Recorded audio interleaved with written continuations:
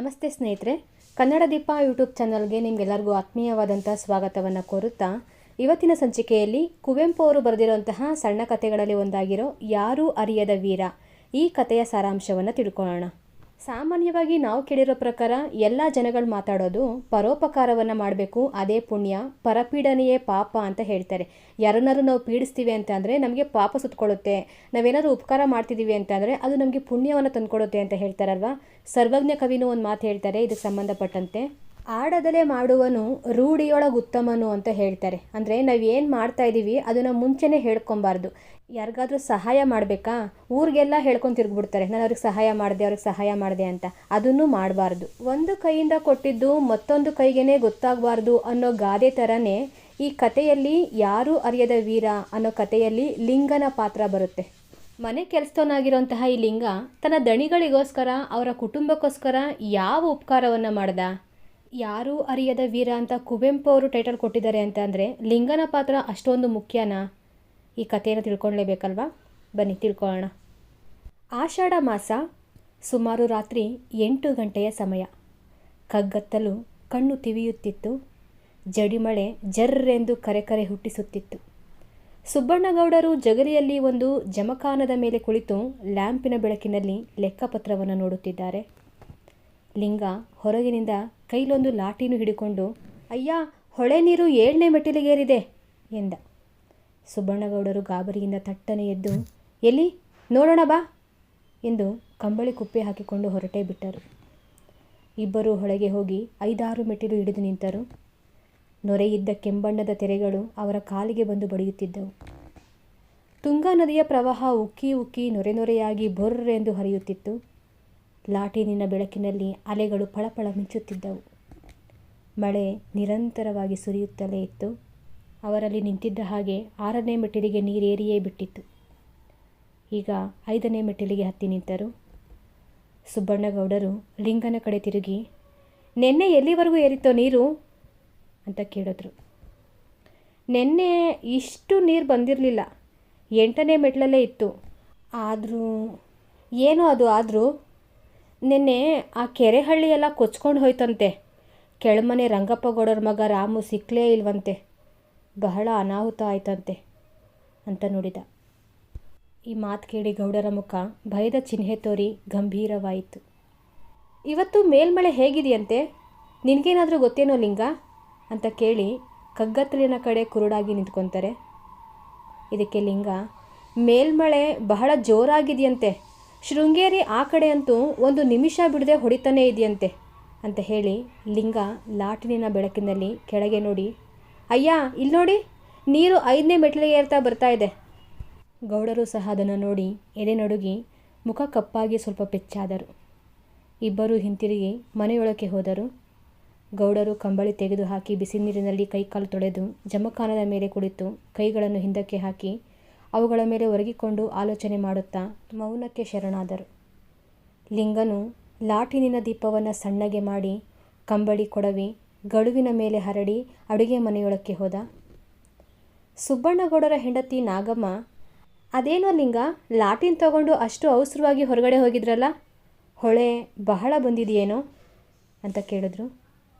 ಸುಬ್ಬಣ್ಣಗೌಡರ 12 ವರ್ಷದ ಮಗ ತಿಮ್ಮು, 8 ವರ್ಷದ ಮಗಳು ಸೀತೆ ಇಬ್ಬರೂ ಊಟಕ್ಕೆ ಕುಳಿತಿದ್ದರು. ಹೊಳೆ ಏರುವ ಮಾತು ಕೇಳಿ ತಿನ್ನುವುದನ್ನು ಬಿಟ್ಟು ಬಿಟ್ಟ ಬಾಯಿ ಬಿಟ್ಟಂತೆ ರೆಪ್ಪೆಯೂ ಅಲುಗದಂತೆ ನಾಗಮ್ಮ ಲಿಂಗರ ಸಂಭಾಷಣೆಯನ್ನು ಕೇಳುತ್ತಾ ಕುಳಿತರು. ಈಗ ಲಿಂಗ, ಹೌದಮ್ಮ, ಹೊಳೆ ಯದ್ವಾ ತದ್ವಾ ಏರ್ತಾ ಇದೆ, ಅದರಲ್ಲಿಯೂ ಮೇಲ್ಮಳೆ ವಿಪರೀತವಂತೆ. ನೆನ್ನೆಯೇ ಕೆರೆಹಳ್ಳಿ ಎಲ್ಲ ತೇಲ್ ಹೋಯ್ತಂತೆ ಪಾಪ. ಆ ಕೆಳಮನೆ ರಂಗಪ್ಪಗೌಡ ರಾಮು ಇನ್ನೂ ಸಿಕ್ಕೇ ಇಲ್ವಂತೆ. ಲಿಂಗನ ಮಾತು ಕೇಳಿ ನಾಗಮ್ಮ ಊಟಕ್ಕೆ ಕುಳಿತಿರೋಂತಹ ಮಕ್ಕಳ ಕಡೆ ನೋಡ್ತಾರೆ. ಯಾಕೆ ನೋಡಿದ್ರು ಯಾರಿಗೆ ಗೊತ್ತು. ಅವರು ತಿನ್ನದೇ ಕುಳಿತಿದ್ದನ್ನು ನೋಡಿ ತಾವೇ ಹೋಗಿ ಅವರ ಹತ್ತಿರ ಕುಳಿತುಕೊಂಡು ತಿನ್ನಿಸತೊಡಗಿದರು. ಸೀತೆ ತಿನ್ನುತ್ತಾ, ಅಮ್ಮ, ರಾಮು ಏನಾದ ಅಂತ ಕೇಳಿದ್ಲು. ನಾಗಮ್ಮ, ಏನೂ ಆಗಲಿಲ್ಲ, ನೀ ಊಟ ಮಾಡು ಸುಮ್ಮನೆ ಅಂತ ಗದರಿಸಿ ನುಡಿದರು. ತಿಮ್ಮ, ಏನಮ್ಮ ಅದು ಈ ಲಿಂಗ ಹೇಳ್ತಾ ಇರೋದು, ನನಗೇನೂ ಅರ್ಥನೇ ಆಗ್ತಾಯಿಲ್ಲ. ಮಗನ ಮಾತಿಗೆ ನಾಗಮ್ಮ, ಏನಿಲ್ಲ ಮಗು, ಹೊಳೆಯಲ್ಲಿ ನೀರು ಏರ್ತಾ ಇದೆಯಂತೆ ಅಷ್ಟೇ, ನೀನು ಊಟ ಮಾಡು. ಲಿಂಗನ ಕಡೆ ನೋಡಿ, ಅಷ್ಟೇ ಅಲ್ವೇನೋ ಲಿಂಗ ಅಂತ ಕೇಳ್ತಾರೆ. ಲಿಂಗನೂ ಕೂಡ ಅದಕ್ಕೆ ಸಮ್ಮತಿಸಿ, ಅಷ್ಟೇ ಇನ್ನೇನು, ನೀವು ಊಟ ಮಾಡಿ ತಿಮ್ಮಯ್ಯ ಅಂತ ಸಮಾಧಾನ ಮಾಡ್ತಾರೆ. ಸುಬ್ಬಣ್ಣಗೌಡರು ಜಗಲಿಯಿಂದ ಲಿಂಗ ಅಂತ ಕರೀತಾರೆ. ಲಿಂಗನಿಗೆ ಕಿವಿ ಕೊಂಚ ಮಂದ, ಕೇಳಿಸ್ಲಿಲ್ಲ. ಮತ್ತೆ ಕರೀತಾರೆ. ಆಗ ನಾಗಮ್ಮ, ಲಿಂಗ, ಹೊರಗಡೆ ಕರಿತಾ ಇದ್ದಾರೆ ಕಣೋ ನಿನ್ನ, ಹೋಗೋ ಅಂತ ಹೇಳ್ತಾರೆ. ಲಿಂಗ ತಟಕ್ಕನೆ ಎದ್ದು ತನ್ನ ಚೊಟ್ಟು ಕಾಲು ಓರೆಯಾಗಿ ಹಾಕುತ್ತಾ ನಡ್ಕೊಂಡು ಹೋಗ್ತಾನೆ. ಪಾಪ, ಅವನ ಬಲಗಾಲು ಎಡಗಾಲಿಗಿಂತ ತುಸು ಮೋಟ ಮತ್ತು ಸಣ್ಣ. ಲಿಂಗ ಈಗ ಸುಬ್ಬಣ್ಣಗೌಡರ ಎದುರಿಗೆ ಬಂದು, ಯಾಕಯ್ಯ ಕರೆದದ್ದು ಅಂತ ಕೇಳ್ತಾನೆ. ಗೌಡ್ರು, ಹೋಗಿ ನೋಡ್ಕೊಂಬ ನೀರು ಈಗ ಎಷ್ಟಿಗೆ ಬಂದಿದೆ ಅಂತ ಹೇಳ್ತಾರೆ. ಲಿಂಗ ಲಾಟಿನಿನ ಬತ್ತಿ ಏರಿಸಿ ದೀಪ ದೊಡ್ಡದು ಮಾಡಿ ಕಂಬಳಿ ಕುಪ್ಪೆ ಹಾಕಿಕೊಂಡು ಹೊಳೆಯ ಕಡೆಗೆ ಹೋಗ್ತಾನೆ. ಅವನು ಹೋದ ಸ್ವಲ್ಪ ಹೊತ್ತಲ್ಲೇ ಗೌಡರು, ನಾಗ ಅಂತ ಕೂಗ್ತಾರೆ. 8 ವರ್ಷದ ಹುಡುಗನೊಬ್ಬ ಮುರಬೇಯಿಸುವ ಒಲೆಯ ಕಡೆಯಿಂದ ಓಡಿ ಬಂದು ಮುಂಡಿಗೆಯ ಮರೆಯಲ್ಲಿ ನಿಂತು, ಏನ್ರಯ್ಯ ಅಂತ ಕೇಳ್ತಾನೆ. ಗೌಡ್ರು, ದನ ಎಲ್ಲ ಕಟ್ಟಿದೆಯೇನೋ ಅಂತ ಹೇಳಿದ್ರು. ಹೌದ್ರಯ್ಯ, ಎಲ್ಲ ಕಟ್ಟಿದ್ದೀನಿ, ಆದರೆ ತುಂಗೆದನ ಪುಟ್ಟಗುಡ್ಡ ಎರಡೂ ಮಾತ್ರ ಕೊಟ್ಟಿಗೆಗೆ ಬರಲೇ ಇಲ್ಲ. ಗೌಡರಿಗೆ ಕೊಂಚ ಬೇಸರ ಆದರೂ, ಹೋಗಲಿ ಬಿಡು ಅಂತ ಹೇಳಿ ದಿಂಬಿನ ಮೇಲೆ ಒರಗಿಕೊಂಡು ಕೂತ್ಕೊತಾರೆ. ನಾಗ ಮೆಲ್ಲಗೆ ಚಳಿ ಕಾಯಿಸಲು ಮುರುವಿನ ಒಲೆಯ ಕಡೆ ಜಾರ್ತಾನೆ. ಅಷ್ಟೊತ್ತಿಗೆ ಹೊಳಗೆ ಹೋಗಿದ್ದಂತಹ ಲಿಂಗ ಕೂಡ ವಾಪಸ್ ಬರ್ತಾನೆ. ಗೌಡ್ರು ಇವಾಗ ಕೇಳ್ತಾರೆ, ನೀರು ಎಲ್ಲಿವರೆಗೂ ಬಂದಿದೆಯೋ ಲಿಂಗ ಲಾಟಿನನ್ನು ಕೆಳಗಿರಿಸಿ ಕಂಬಳಿ ಕೊಡುತ್ತಾ, 4ನೇ ಮೆಟ್ಲುವರೆಗೂ ಬಂದ್ಬಿಟ್ಟಿದೆ ಅಯ್ಯ ಅಂತ ಹೇಳ್ತಾನೆ.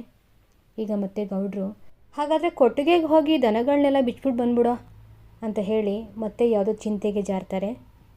ಲಿಂಗ ತನ್ನ ಮಗ ನಾಗನನ್ನು ಕರ್ಕೊಂಡು ಕೊಟ್ಟಿಗೆ ಕಡೆ ಹೋಗ್ತಾನೆ. ಅಷ್ಟೊತ್ತಿಗೆ ನಾಗಮ್ಮ ಊಟವನ್ನು ರೆಡಿ ಮಾಡಿರ್ತಾರೆ. ಸುಬ್ಬಣ್ಣಗೌಡರು ಊಟಕ್ಕೆ ಅಂತ ಹೋಗ್ತಾರೆ. ತಿಮ್ಮು, ಸೀತೆ ಇಬ್ಬರು ಕೂಡ ಹೊರಗಡೆ ಜಗಲಿ ಮೇಲೆ ಲ್ಯಾಂಪಿನ ಬೆಳಕಿನಲ್ಲಿ ಕುತ್ಕೊಂಡಿರ್ತಾರೆ. ಸ್ವಲ್ಪವೇ ಹೊತ್ತಲ್ಲಿ ಲಿಂಗ ಮತ್ತು ಅವನ ಮಗ ನಾಗನೂ ಕೂಡ ಕೊಟ್ಟಿಗೆಯಿಂದ ಆ ಜಗಲಿಯ ಮೇಲೆ ಕಾಲು ತೊಳ್ಕೊಂಡು ಬಂದು ಕುತ್ಕೊತಾರೆ. ತಿಮ್ಮು ಮತ್ತು ಸೀತೆಗೆ ನಾಗ ಮತ್ತು ಲಿಂಗನ ಮೇಲೆ ಸ್ವಲ್ಪ ಜಾಸ್ತಿನೇ ಸಲಿಗೆ. ತಿಮ್ಮ, ಲಿಂಗ, ಹೊಳೆ ಪೂರ ಏರಿದೆಯೇನೋ ಅಂತ ಕೇಳ್ತಾನೆ. ಲಿಂಗ, ಇಲ್ಲಯ್ಯ, ಯಾವಾಗಲೂ ಏರುವಂತೆ ಏರಿದೆ ಅಷ್ಟೇ ಅಂತ ಆ ಪುಟ್ಟ ಮಗುವಿಗೆ ಸಮಾಧಾನವನ್ನು ಮಾಡ್ತಾನೆ. ಲಿಂಗನ ಹತ್ತಿರ ಕುಳಿತಿದ್ದ ಸೀತೆ ಇವರ ಸಂಭಾಷಣೆಗೆ ಗಮನ ಕೊಡಲೇ ಇಲ್ಲ. ಅವಳ ಮನಸ್ಸು ಇನ್ನೇತರ ಮೇಲೂ ಹೋಗ್ತಾ ಇತ್ತು. ಒಂದು ಸಲ ಲಿಂಗನ ಕಾಲುಗಳಲ್ಲಾಗಿರುವಂತಹ ಗಂಟುಗಳ ಕಡೆ ನೋಡ್ತಾ ಇದ್ರೆ, ಮತ್ತೊಂದು ಸಲ ಕೈಗಳಲ್ಲಾಗಿರುವಂತಹ ಗಾಯದ ಕಲೆಗಳನ್ನು ನೋಡ್ತಾ ಇದ್ಲು. ಆಕೆಗೆ ಬಹಳ ಸೋಜಿಗ ಅನ್ನಿಸ್ತು. ಕಡೆಗೆ ನಾಚಿಕೆಗಿಂತ ಕುತೂಹಲ ಹೆಚ್ಚಾಗಿ, ಲಿಂಗ, ಇದೇನು ಕಲೆಗಳು? ನಿನ್ನ ಕಾಲ್ಗಂಟಿನಲ್ಲಿ ಕೈಗಂಟಿನಲ್ಲಿ ಇಷ್ಟೊಂದಿದಾವಲ್ಲ, ಏನಿದು ಅಂತ ಕೇಳಿಯೇ ಬಿಡ್ತಾಳೆ. ಈ ಪ್ರಶ್ನೆ ಕೇಳಿದ್ದೇ ತಡ ಲಿಂಗನ ಮುಖ ಇದ್ದಕ್ಕಿದ್ದ ಹಾಗೆ ಬಾಡಿತು. ಬಾಯಿಂದ ಮಾತೇ ಹೊರಡಲಿಲ್ಲ. ಕಣ್ಣಲ್ಲಿ ನೀರು ತುಂಬಿತ್ತು. ಮರುಕಳಿಸದ ದುಃಖ ತಡೆದುಕೊಂಡು ದೈನ್ಯದಿಂದ, ಅದೆಲ್ಲ ಕಟ್ಕೊಂಡು ನಿಮ್ಗೆ ಯಾಕೆ ಸೀತಮ್ಮ ಅಂತ ತುಂಬ ದುಃಖದಲ್ಲಿ ಹೇಳ್ತಾನೆ. ತಿಮ್ಮುಗೆ ಲಿಂಗನ ಆ ಸ್ಥಿತಿ ನೋಡಿ ಕನಿಕರದೊಂದಿಗೆ ಅಚ್ಚರಿಯೂ ಉಂಟಾಗುತ್ತೆ. ಸೀತೆಗೆ ಬದಲಾಗಿ ಈಗ ತಿಮ್ಮುನೇ ಕೇಳ್ತಾನೆ, ಲಿಂಗ, ಸಂಕೋಚಬೇಕೋ? ನಮ್ಮೊಡನೆ ಹೇಳಬಾರದೆ ಅಂತ ಕೇಳ್ತಾನೆ. ಹೇಳದೇ ಏನು ತಿಮ್ಮಯ್ಯ ನಿಮ್ಮ ಜೊತೆ? ಇವು ಜೈಲಿನಲ್ಲಿ ಕೋಳ ಹಾಕಿದ ಗುರುತುಗಳು. ಲಿಂಗನಂಥ ಮುಗ್ಧನಿಗೆ ಜೈಲಾದದ್ದನ್ನು ಕೇಳಿ ತಿಮ್ಮುವಿನ ಹೂವಿನಂಥ ಎದೆಗೆ ಸಿಡಿಲು ಬಡಿದಂತಾಗಿ, ಏನು ನಿನಗೂ ಜೈಲೇ? ಯಾವ ಪುಣ್ಯಾತ್ಮನಪ್ಪ ನಿನಗೂ ಜೈಲು ಮಾಡಿದವನು ಅಂತ ಕೇಳ್ತಾನೆ. ಅವನಿಗೆ ನಂಬೋದಕ್ಕೆ ಸಾಧ್ಯ ಆಗೋದಿಲ್ಲ. ಈಗ ಲಿಂಗ ತನ್ನ ಹಳೆಯ ಕಥೆಯನ್ನು ಹೇಳೋದಕ್ಕೆ ಮುಂದಾಗ್ತಾನೆ. ನಾನು ಈ ಮೊದಲು ಮಾವಿನಹಳ್ಳಿ ರಂಗೇನಾಯ್ಕರ ಮನೆಯಲ್ಲಿ ಕೆಲಸಕ್ಕಿದ್ದೆ. ಅಲ್ಲೇ 5-6 ವರ್ಷ ಜೀತ ಮಾಡಿದೆ. ತಿಮ್ಮಯ್ಯ, ಏನು ಮಾಡೋದು, ಯಾರ್ಯಾರ ಜೊತೆಯಲ್ಲೋ ಸೇರಿಕೊಂಡು ಕಳ್ಳು ಕುಡಿಯೋದನ್ನು ಕಲ್ತ್ಕೊಂಡ್ಬಿಟ್ಟೆ. ಒಂದಿನ ಬೈಗಿನ ಹೊತ್ತು ಕಳ್ಳು ಕುಡ್ದೆ. ಅದು ತಲೆಗೇರ್ಬಿಟ್ಟಿತ್ತು. ಕಳ್ಳಿನವನು ನಶೆ ಬರಲಿ ಅಂತ ಅದಕ್ಕೆ ಏನು ಸೇರಿಸಿದ್ನೋ ಏನೋ. ಅಮಲೇರಿದ್ದ ನಾನು ದಾರಿಲಿ ಬರ್ತಾ ಇದ್ದ. ರಂಗೇನಾಯ್ಕರ ಮಗ ಶೇಷಪ್ಪ ನಾಯ್ಕ ಕೂಡ ಅದೇ ದಾರಿಲಿ ಬರ್ತಾಯಿದ್ರು. ಅವ್ರಿಗೂ ಕುಡಿದು ತಲೆ ಅಮಲೇರಿತ್ತು. ಎಲ್ಲಿಂದನೋ ಹಿಂದಿನಿಂದ ಬಂದು ಬಾಯಿಗೆ ಬಂದಂತೆ ನನಗೆ ಬೈಯೋದಕ್ಕೆ ಶುರು ಮಾಡ್ಕೊಂಬಿಟ್ರು. ನಾನು ಕುಡ್ದ ಮತ್ತಲ್ಲಿದ್ದೆ. ಒಡೆಯರ ಮಕ್ಕಳು ಅಂತಲೂ ಗೊತ್ತಾಗಲಿಲ್ಲ ನನಗೆ. ಬಾಯಿಗೆ ಬಂದಂತೆ ನಾನು ಬೈದ್ಬಿಟ್ಟೆ. ಆಮೇಲೆ ಇಬ್ರಿಗೂ ಮಾರಾಮಾರಿಯಾಗಿ ಅವರಿಗೆ ಪೂರಾ ಪೆಟ್ಟಾಗೋಯ್ತು. ನನ್ನ ಮೇಲೆ ಫಿರ್ಯಾದು ಕೂಡ ಕೊಟ್ಟರು. ನಾನು ಬಡವ, ಅದರಿಂದ ಜೈಲಾಯಿತು. ಕಡೆಯ 2 ಮಾತು ಹೇಳುವಾಗ ಲಿಂಗನ ಕಂಠ ಗದ್ಗದಿತವಾಯಿತು. ಕಣ್ಣಿನಲ್ಲಿ ನೀರುಕ್ಕಿ ಮಕ್ಕಳಂತೆ ಬಿಕ್ಕಿ ಬಿಕ್ಕಿ ಅತ್ತ. ಅದನ್ನು ನೋಡಿ ಅವನ ಮಗ ನಾಗನೂ ಅಳುತ್ತಿದ್ದ. ಸೀತೆಯ ಕಣ್ಣಲ್ಲಿಯೂ ನೀರು ತುಂಬಿ ತುಡುಕಾಡುತ್ತಿತ್ತು. ತಿಮ್ಮು ಏನೇನೋ ಯೋಚಿಸುತ್ತಾ ಕುಳಿತಿದ್ದ.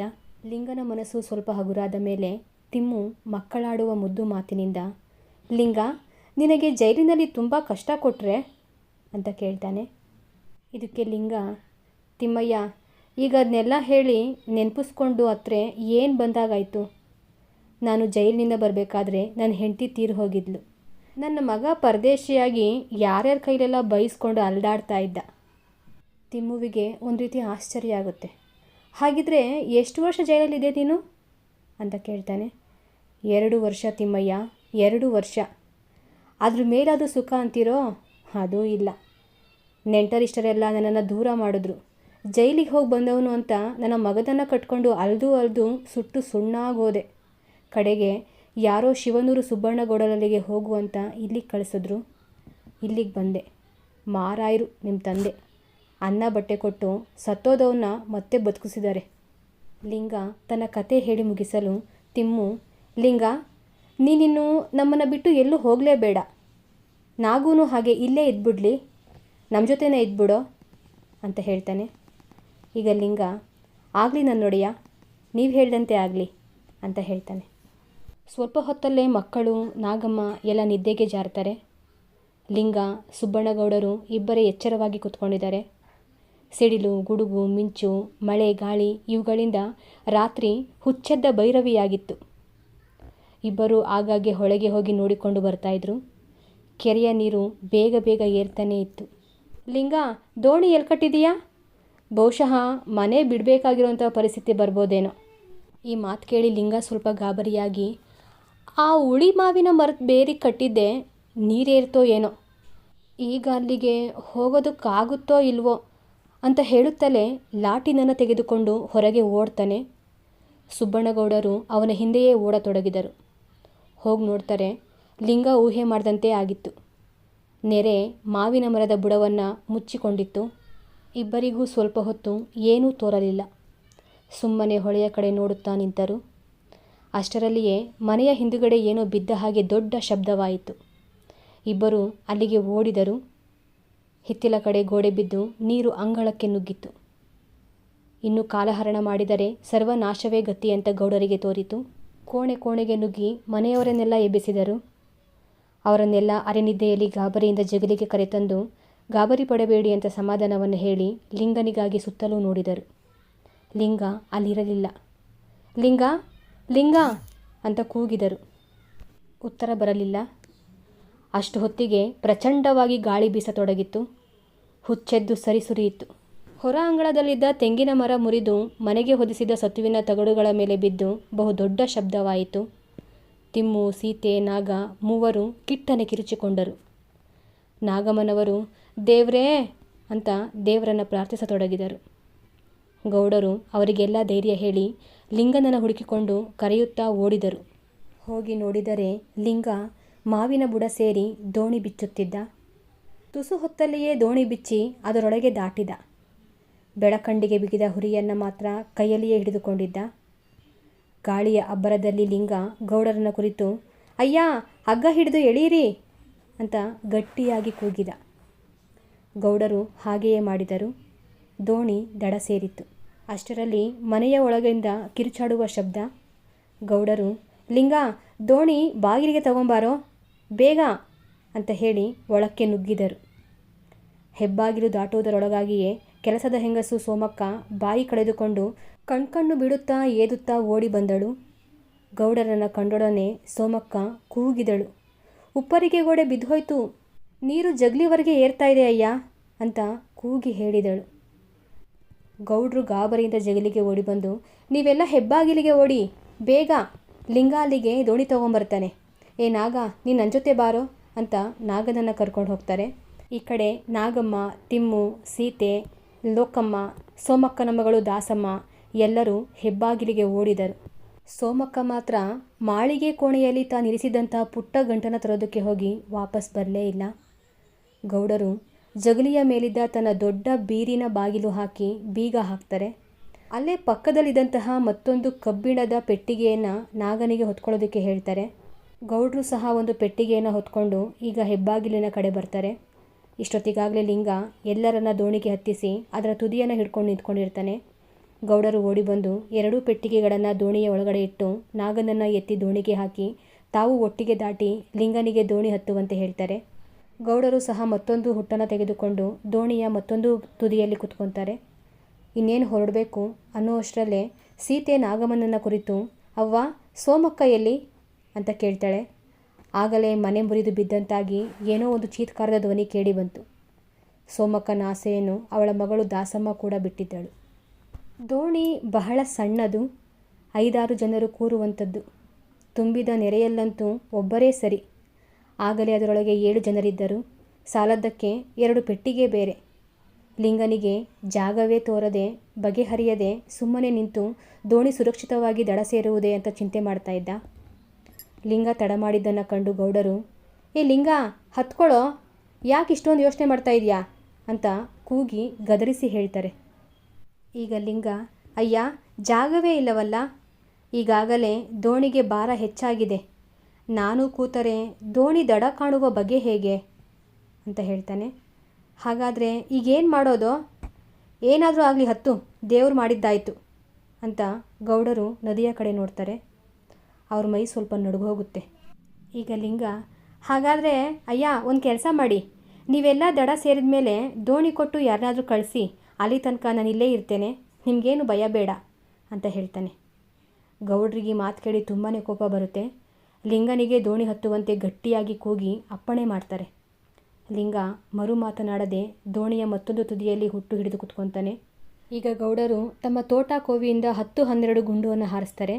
ದೋಣಿ ಹೊರಡುತ್ತೆ. ಆ ಗಾಳಿ, ಆ ಮಳೆ, ಕತ್ತಲು ಇವುಗಳ ನಡುವೆ ಬಂದೂಕಿನ ಢಮ್ ಢಮ್ ಶಬ್ದಗಳು ಗಂಭೀರವಾಗಿ ಹೊರಟು ಮಲೆನಾಡಿನ ಬೆಟ್ಟ ಗುಡ್ಡಗಳಿಂದ ಗಂಭೀರವಾಗಿ ಮಾರ್ದನಿಸ್ತಾ ಇತ್ತು. ದೂರದ ಹಳ್ಳಿಗಳಲ್ಲಿದ್ದ ಜನರು ಎಚ್ಚೆತ್ತು ಗುಂಡಿನ ಶಬ್ದಗಳನ್ನು ಕೇಳಿ ಬೆರಗಾಗ್ತಾರೆ. ಶಿವನೂರಿಗೆ 1-2 ಮೈಲಿ ದೂರದಲ್ಲಿದ್ದಂತಹ ನುಗ್ಗೇಹಳ್ಳಿಯಲ್ಲಿ ಮನೆಯ ಜಗಲಿಯ ಮೇಲೆ ಮಲಗಿದ್ದಂತಹ ರಾಮೇಗೌಡರಿಗೂ ಹಾಗೆ ಅವ್ರ ತಮ್ಮ ಸಿದ್ದೇಗೌಡರಿಗೂ ಈಡಿನ ಶಬ್ದ ಕೇಳಿ ಎಚ್ಚರವಾಗಿ ಬೆರಗಿನಿಂದ ಎದ್ದು ಕುತ್ಕೊತಾರೆ. ಸಿದ್ದೇಗೌಡರು ರಾಮೇಗೌಡರನ್ನು ಕುರಿತು, ಅಣ್ಣ ಅದೇನೋ ಈಡು ಕೇಳಿಸ್ತಾ ಇದೆಯಲ್ವಾ ಅಂತ ಹೇಳ್ತಾರೆ. ಇದಕ್ಕೆ ರಾಮೇಗೌಡರು, ಎತ್ತ ಮುಖದಿಂದ ಕೇಳಿಸ್ತಾ ಇದೆ ಅದು? ಬಹುಶಃ ಕೆಮ್ಮಣ್ಣುಬ್ಬಿನ ಕಡೆಯಿಂದ ಅಂತ ಕಾಣ್ತದಪ್ಪ. ಅಲ್ಲ ನೋಡು, ನಂಗೆ ಏಕೋ ಸ್ವಲ್ಪ ಸಂಶಯನೇ, ಶಿವನೂರಿನ ಕಡೆಯಿಂದ ಕೇಳಿಸ್ತದಾ ಆ ಥರ ಅನ್ನಿಸ್ತಾ ಇದೆ ನೋಡಿ ನನಗೆ. ಎಲ್ಲಾದರೂ ಹೊಳೆಗಿಳೆ ಏರ್ತೇನೋ, ಏನೋ ಸಂಗತಿ ಇರಬೇಕಪ್ಪ. ಏನಾದ್ರಾಗಲಿ 4-5 ಜನ ಕರ್ಕೊಂಡು ಹೋಗೋಣ. ಸಿದ್ದೇಗೌಡರು ಅವಸರದಿಂದ ಲಾಠಿನ ಹೊತ್ತಿಸಿದರು. ರಾಮೇಗೌಡರು ಮೂಲೆ ಹಿಡಿದು ಮಲಗಿದ್ದಂತಹ ರಂಗನನ್ನು ಎಬ್ಬಿಸಿ 4-5 ಜನ ಘಟ್ಟದ ಕೆಳಗಿನವರನ್ನು ಕರೆತರುವಂತೆ ಹೇಳ್ತಾರೆ. ಇನ್ನು ಈ ಕಡೆ ಏನಾಯಿತು? ದೋಣಿ ಹೊರಟಿದೆ ಅಲ್ವಾ? ರಾಮರಾಮ ಅಂತ ಹೆಂಗಸರು ಮಕ್ಕಳ ಗೋಳಾಟ ಪ್ರವಾಹದ ಅಲೆಗಳ ಸೆಳೆವಿನ ನಡುವೆ ಸಿಕ್ಕಿ ಏಳುತ್ತಾ ಬೀಳುತ್ತಾ ತೇಲುತ್ತಾ ದೋಣಿಯಿಂದ ಹೊರಟ ಗಾಳಿಯ ಬೋರಾಟವು ಬಹಳ ಭಯಂಕರವಾಗಿ ಎಂಥವರ ಎದೆಯನ್ನಾದರೂ ನಡುಗಿಸುವಂತಿತ್ತು. ಸುಬ್ಬಣ್ಣಗೌಡರು ಮತ್ತು ಲಿಂಗ ಇಬ್ಬರು ಎದೆಗೆಡದೆ ಹುಟ್ಟು ಹಾಕುತ್ತಲೇ ಇದ್ದರು. ದೋಣಿಯ ನಡುವಿದ್ದ ಲಾಟಿನಿನ ಬೆಳಕು ಕಗ್ಗತ್ತಲೆಗೆ ಹೆದರಿ ಮೂಲೆ ಸೇರಿತೋ ಅನ್ನುವಂತೆ ತನ್ನ ಸುತ್ತಲೂ ಒಂದಿಡಿಯ ಜಾಗವನ್ನು ಮಾತ್ರ ಬೆಳಗುತ್ತಿತ್ತು. ಭಾರದಿಂದ ದೋಣಿ ಈಗಲೋ ಆಗಲೋ ಮುಳುಗುವಂತೆ ತೋರ್ತಾನೇ ಇತ್ತು. ಗೌಡರು ದೋಣಿಯಲ್ಲಿದ್ದ ಬೆಲೆ ಬಾಳುವಂತಹ ಪೆಟ್ಟಿಗೆಗಳನ್ನು ಹೊಳೆಗೆ ಎಸೆತಾರೆ. ಆದರೂ ಭಾರ ಕಮ್ಮಿಯಾಗಲೇ ಇಲ್ಲ. ಎಷ್ಟು ಹೇಳಿದರೂ ಕೇಳದೆ ಹೆಂಗಸರು ಮಕ್ಕಳು ರಾಮರಾಮ ಅಂತ ಕೂಗಾಟ ಗೋಳಾಟಗಳನ್ನು ಮಾಡ್ತಲೇ ಇದ್ದರು. ದಿಕ್ಕು ಕೆಟ್ಟ ಹುಚ್ಚನಂತೆ ದೋಣಿ ಅಲೆಯತೊಡಗಿತು. ಒಂದು ಸಾರಿ ಅದು ಮುಳುಗುವಂತಾಗಿ ಸ್ವಲ್ಪ ನೀರು ಒಳಗೆ ನುಗ್ಗಿ ಮತ್ತೆ ರಾಮರಾಮ ಅಂತ ಬೊಬ್ಬೆ ಹಾಕ್ತಾರೆ. ಹುಟ್ಟು ಹಾಕುತ್ತಲಿದ್ದಂತಹ ಲಿಂಗ ಹೆಂಗಸರು ಮಕ್ಕಳ ಗೋಳಾಟವನ್ನು ಕಂಡು ಎದೆ ಮರುಗಿದನು. ದೋಣಿ ಭಾರದಿಂದ ಮುಳುಗುವುದು ಖಂಡಿತವೇ ಅಂತ ನಿಶ್ಚಯಿಸ್ತಾನೆ. ಭಾರವನ್ನು ಕಡಿಮೆ ಮಾಡುವಂಥ ದಾರಿಯನ್ನು ಯೋಚಿಸ್ತಾನೆ. ಬಗೆಯೇ ಹರಿಯಲಿಲ್ಲ. ಸ್ವಲ್ಪ ಹೊತ್ತಿನ ಮೇಲೆ ಇದ್ದಕ್ಕಿದ್ದ ಹಾಗೆ ಅವರ ಮುಖ ಗಂಭೀರವಾಯಿತು. ಹುಟ್ಟು ಹಾಕುವುದನ್ನು ನಿಲ್ಲಿಸಿದ. ಸುತ್ತಲೂ ನೋಡಿದ. ಮಳೆಯ ಭರದಲ್ಲಿ ಒಬ್ಬರಿಗೊಬ್ಬರು ಕಾಣುತ್ತಲೇ ಇರಲಿಲ್ಲ. ಕಾಣುವ ಹಾಗಿದ್ದರೂ ಯಾರೂ ಯಾರನ್ನೂ ನೋಡುವ ಸ್ಥಿತಿಯಲ್ಲಿರಲಿಲ್ಲ. ತಾನೀಗ ಹೊಳೆಗೆ ಹಾರಿದರೆ ಭಾರ ಕಡಿಮೆಯಾಗಿ ದೋಣಿ ಸುರಕ್ಷಿತವಾಗಿ ದಡಕ್ಕೆ ಹೋಗುತ್ತದೆ ಅಂತ ಹಾರೈಸಿದ. ತನ್ನನ್ನು ಲೋಕವೇ ಕಳ್ಳನೆಂದು ದೂರ ಮಾಡಿದಾಗ ಅನ್ನ ಬಟ್ಟೆ ಕೊಟ್ಟು ಸಾಕಿದವರ ಬಳಗವನ್ನು ಹೇಗಾದರೂ ಕಾಪಾಡಬೇಕು ಅಂತ ಮಹಾ ಯೋಚನೆ ಮಾಡಿ ಹುಟ್ಟನ ದೋಣಿಯ ಒಳಗಿಟ್ಟು ಹೊಳೆಗೆ ಹಾರಲು ಸಿದ್ಧನಾದ. ಇನ್ನೇನು ಹಾರಬೇಕು ಅನ್ನುವಷ್ಟರಲ್ಲೇ ತನ್ನ ಮಗನ ನೆನಪಾಯಿತು. ಎದೆ ನಡುಗಿ ಹಿಂಜರಿಯಿತು. ಹಾಗೆಯೇ ನಿಂತ. ಅಷ್ಟರಲ್ಲಿಯೇ ದೋಣಿ ಮುಳುಗುವಂತಾಗಿ ರಾಮರಾಮ ಅಯ್ಯೋ ಅಂತ ಕೂಗಿಕೊಂಡರು. ಲಿಂಗ ಬಿಸುಸುಯ್ದ. ಎಲ್ಲರೂ ಇದ್ದಂತೆಯೇ ದೋಣಿ ಸೇರಬಾರದೇಕೆ ಎಂದು ಯೋಚಿಸತೊಡಗಿದ. ಮತ್ತೆ ಅದು ಆತ್ಮವಂಚನೆಯ ಆಲೋಚನೆ ಎಂದು ತಿಳಿದ. ಅಯ್ಯೋ ಎಂದು ಮತ್ತೆ ಆ ಮಕ್ಕಳು ಹೆಂಗಸರು ರೋಧಿಸತೊಡಗಿದರು. ಇದನ್ನು ಕೇಳಿದ ಲಿಂಗ ಹಿಂದೂ ಮುಂದೂ ನೋಡದೆ ರಾಮರಾಮ ಎಂದು ಕೂಗಿ ಹೊಳೆಗೆ ಹಾರಿಯೇ ಬಿಟ್ಟ. ಅವನು ಹಾರಿದ್ದು ಆ ಕತ್ತಲಲ್ಲಿ, ಆ ಗಾಳಿ ಮಳೆ ಹೊಳೆಯ ಹೋರಾಟದಲ್ಲಿ ಯಾರಿಗೂ ತಿಳಿಯಲೇ ಇಲ್ಲ. ದೋಣಿಯ ಭಾರ ಕಡಿಮೆಯಾಗಿ ಮೊದಲಿಗಿಂತಲೂ ಸ್ವಲ್ಪ ಸರಾಗವಾಗಿ ಹೋಗತೊಡಗಿತು. ಗೌಡರು, ಲಿಂಗ, ದೋಣಿ ಸ್ವಲ್ಪ ಸರಾಗವಾಗಿ ಹೋಗ್ತಿದೆ ಅಲ್ವೇನೋ, ಭಗವಂತನ ದಯೆಯಿಂದ ಎಂದರು. ಇದರಲ್ಲಿ ಲಿಂಗನ ದಯೆಯೂ ಜೊತೆಗೆ ಸೇರಿತೆಂದು ಅವರಿಗೆ ತಿಳಿಯಲೇ ಇಲ್ಲ. ಅಷ್ಟರಲ್ಲಿಯೇ ಹೆಂಗಸರು ಮಕ್ಕಳೆಲ್ಲ ದೀಪ ದೀಪ ಅಂತ ಕೂಗಿದರು. ಸುಬ್ಬಣ್ಣಗೌಡರು ತಿರುಗಿ ನೋಡಲು ಬಳಿಯಾದ ಹೊಳೆಯ ದಡದಲ್ಲಿ 5-6 ದೀಪಗಳು ಕಂಡುಬರ್ತವೆ. ದೀಪದ ಬೆಳಕಿನಲ್ಲಿ 10-15 ಜನರು ಸುಳಿದಾಡುವುದನ್ನು ಕಂಡರು.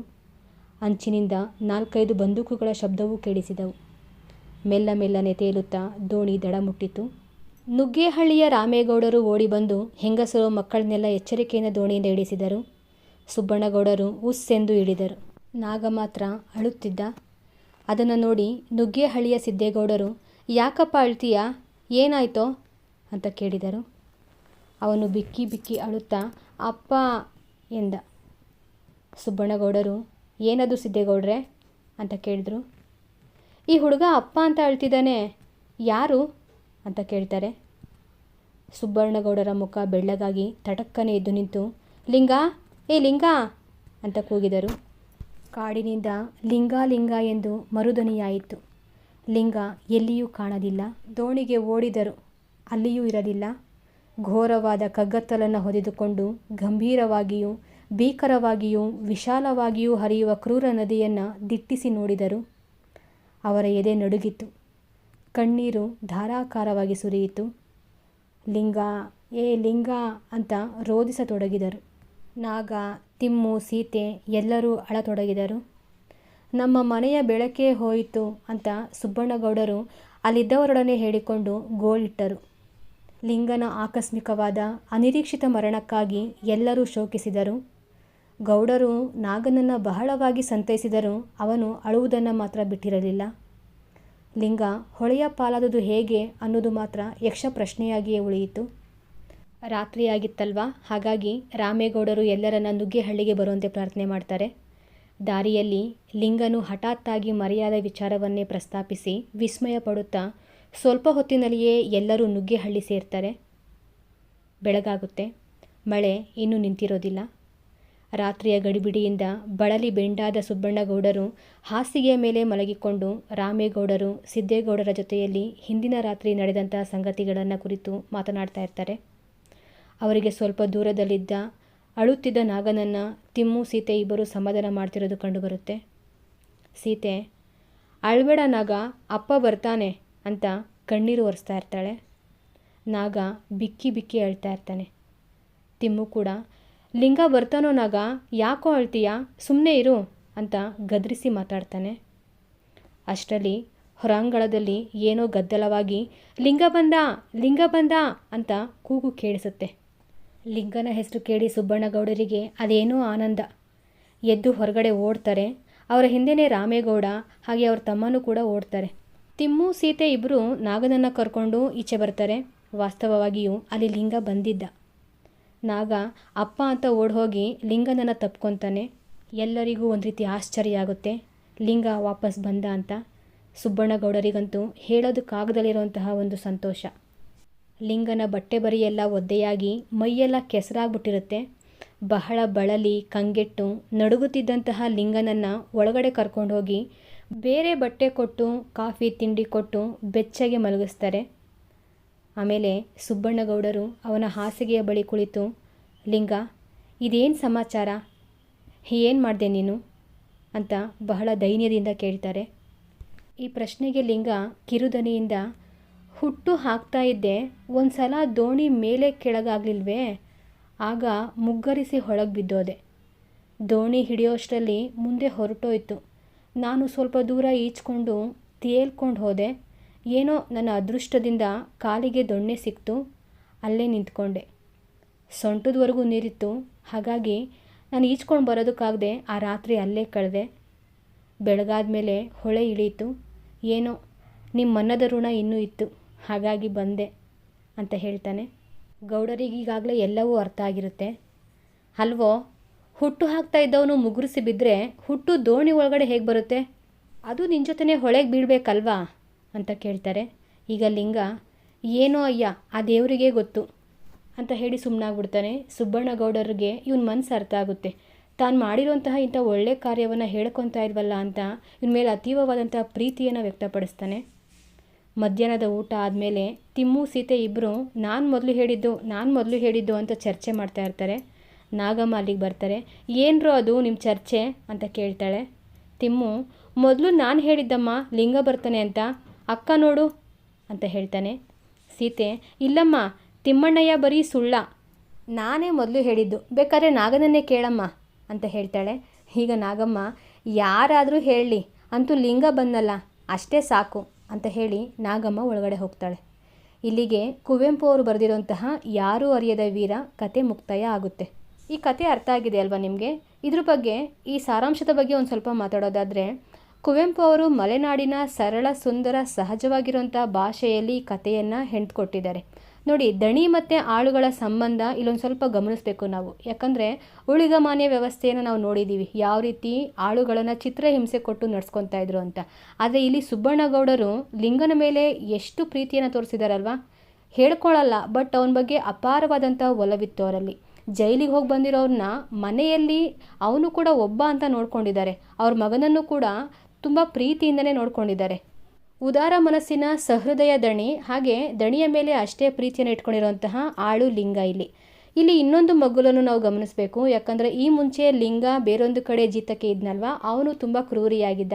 ಅವನ ಮಗ ಮಾಡಿರೋಂಥ ತಪ್ಪನ್ನು ಮರೆಮಾಚಿ ಇವನು ಪಾಪ ಕುಡಿದಿರೋಂಥ ಅಮಲಿನಲ್ಲಿ ಏನೋ ಕೈ ಮಾಡಿಬಿಟ್ಟ ಅನ್ನೋ ಕಾರಣಕ್ಕೆ ಜೈಲಿಗೆಲ್ಲ ಹಾಕಿಸ್ತದಲ್ವ, ಅದು ತಪ್ಪಲ್ವಾ? ಯಾಕಂದರೆ ಅವ್ರ ಮಗನೂ ತಪ್ಪು ಮಾಡಿದ್ದ, ಲಿಂಗನೂ ತಪ್ಪು ಮಾಡಿದ್ದಾನೆ. ಇವನೊಬ್ಬನಿಗೆ ಶಿಕ್ಷೆ ಯಾಕೆ? ಈ ಜೈಲು ಶಿಕ್ಷೆ ಸಾಲದು ಅಂತ ಲಿಂಗ ತನ್ನ ಸಂಸಾರವನ್ನೇ ಕಳ್ಕೊಂಡು ತನ್ನ ಮಗ ಮತ್ತು ಇವನು ಕೊನೆಗೆ ಒಂಟಿ ಆಗ್ತಾನೆ. ಆಗ ಆಸರೆಗೆ ನಿಂತ್ಕೊಂಡಿದ್ದು ಸುಬ್ಬಣ್ಣಗೌಡರು. ಹಾಗೆ ಇನ್ನೊಂದು ಗಮನಿಸಬೇಕು, ಮಲೆನಾಡಿನ ರಮ್ಯವಾಗಿರುವಂತಹ ನೋಟವನ್ನು, ಪ್ರಕೃತಿಯ ಸೌಂದರ್ಯವನ್ನು ಸೌದಿದ್ದೀವಿ. ಹಾಗೆ ಅದರ ಕ್ರೂರತೆಯನ್ನು ಕೂಡ ನಾವಿಲ್ಲಿ ಈ ಕಥೆಯಲ್ಲಿ ಗಮನಿಸ್ಬೋದು. ಆ ಹೊಳೆ ತುಂಬಿ ಹರಿತಾ ಇದೆ, ಕಗ್ಗತ್ತಲ ರಾತ್ರಿ ಬೇರೆ, ಬರ್ರ್ ಅಂತ ಗಾಳಿ ಶಬ್ದ ಕೇಳಿಸ್ಕೊತಾ ಇದ್ದೀವಿ. ಎತ್ತ ನೋಡಿದ್ರೂ ಬರೀ ಕತ್ಲು, ನೀರಲ್ಲಿ ನಾವು ಹೋಗ್ತಾ ಇದ್ದೀವಿ, ಹೊಳೆ ತುಂಬ ಹರಿತಾ ಇದೆ. ನಾವು ಆ ಸಿಚುವೇಷನಲ್ಲಿದ್ದಾಗ ಏನು ಮಾಡ್ತೀವಿ? ಹೆದರ್ಕೊಂಡು ನಾವೇ ಹೊಳೆಗೆ ಬಿದ್ದೋಗ್ಬಿಡ್ತೀವಲ್ವ.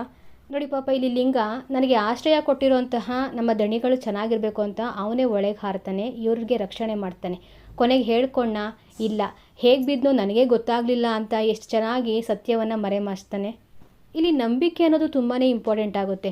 ಸುಬ್ಬಣ್ಣಗೌಡರು ಲಿಂಗನ ಮೇಲೆ ಅಷ್ಟೇ ನಂಬಿಕೆ ಇಟ್ಕೊಂಡಿದ್ರು. ಜನಗಳು ಎಷ್ಟೇ ಹೇಳಲಿ, ಅವನು ಜೈಲಿಂದ ಬಂದವನು, ಅವ್ನು ಹಂಗೆ ಮಾಡ್ತಾನೆ ಹಿಂಗೆ ಮಾಡ್ತಾನೆ, ಅದು ಬೇಡ. ಸುಬ್ಬಣ್ಣಗೌಡರಿಗೆ ಇವ್ರ ಮೇಲೆ ನಂಬಿಕೆ ಇದೆಯಾ? ಸಾಕು, ಅವ್ರ ಮನೇಲಿ ಕೆಲಸ ಕೊಟ್ಟಿದ್ದಾರೆ, ನನಗೆ ಇವ್ರು ಕೆಲಸ ಕೊಟ್ಟಿದ್ದಾರೆ, ನನ್ನ ನಂಬಿಕೆನ ಉಳಿಸ್ಕೊಬೇಕು ಅಂತ ಲಿಂಗ ಕೊನೆಗೆ ಏನು ಮಾಡ್ತಾನೆ, ತನ್ನ ಪ್ರಾಣವನ್ನೇ ಅವರಿಗೋಸ್ಕರ ಅರ್ಪಿಸೋದಕ್ಕೂ ರೆಡಿ. ಮಾನವನ ಬಗ್ಗೆ ನಂಬಿಕೆ, ಮಾನವೀಯ ಮೌಲ್ಯಗಳ ಆರಾಧನೆ ಬಗ್ಗೆ ಈ ಕಥೆಯಲ್ಲಿ ತುಂಬ ಚೆನ್ನಾಗಿ ಲಿಂಗನ ಪಾತ್ರದಲ್ಲಿ ಕುವೆಂಪು ಅವರು ಕಟ್ಕೊಟ್ಟಿದ್ದಾರೆ.